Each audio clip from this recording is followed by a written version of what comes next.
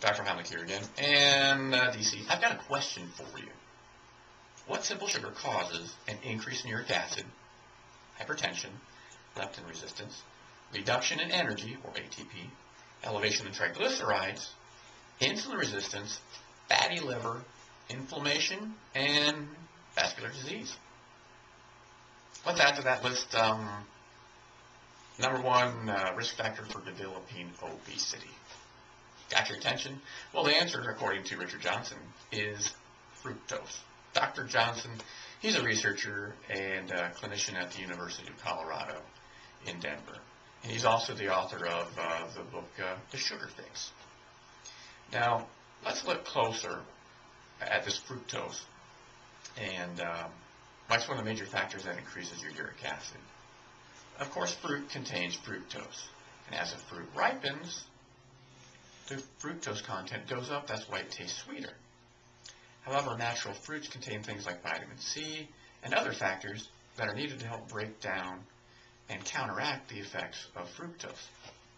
So 2, 3, maybe even 4 fruits a day, for most people, is not going to create a problem.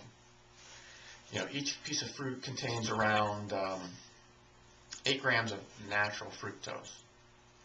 But high fructose corn syrup, or HFCS, as they call it, or the combination of sucrose and HFCS, is a problem. Sucrose, or table sugar, is a disaccharide and contains approximately 50% glucose, 50% fructose.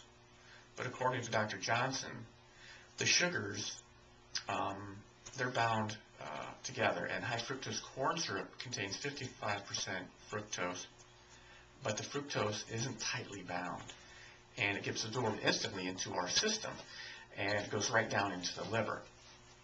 Studies at Duke University shown that people who drink soft drinks have a higher percentage of fatty liver disease, primarily due to the fructose. Now, the average American ingests approximately 70 grams of fructose a day. That's the average American. 25% of Americans ingest 130 grams of fructose or more a day.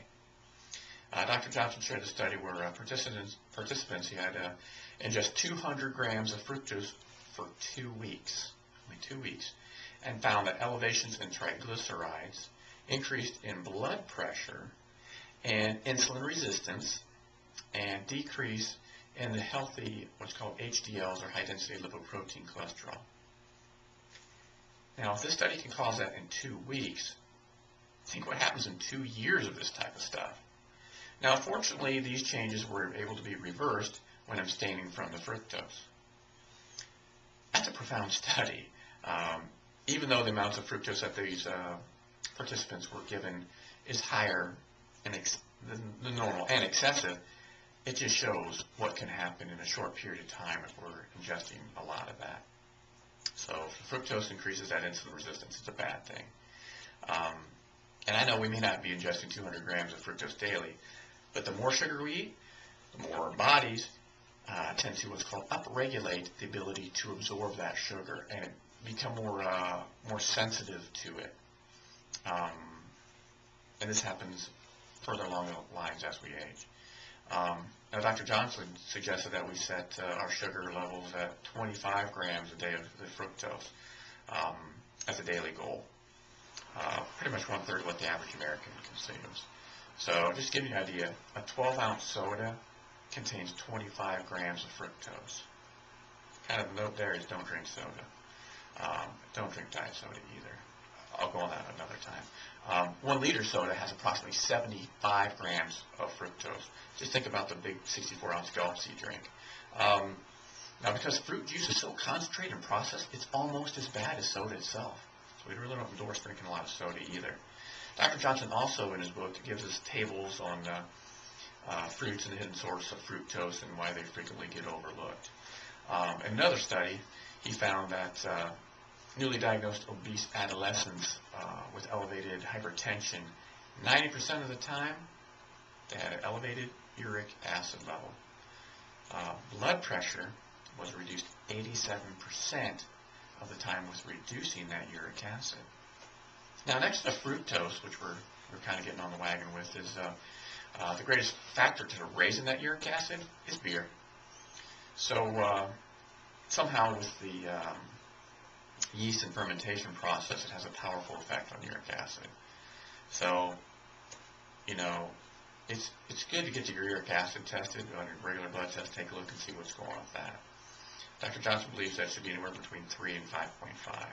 If it exceeds that 5.5, then there's an increased risk for diabetes, obesity, hypertension, kidney disease, and things like that.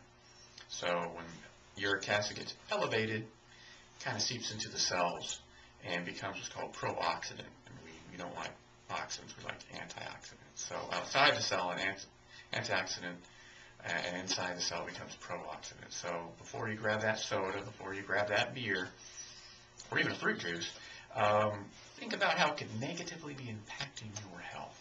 Same thing with your children with the fruit juices and sodas. Hopefully this was great information for you. If you guys need to contact us, Dr. Chris Heimlich DC, 480-991-9355. Thank you.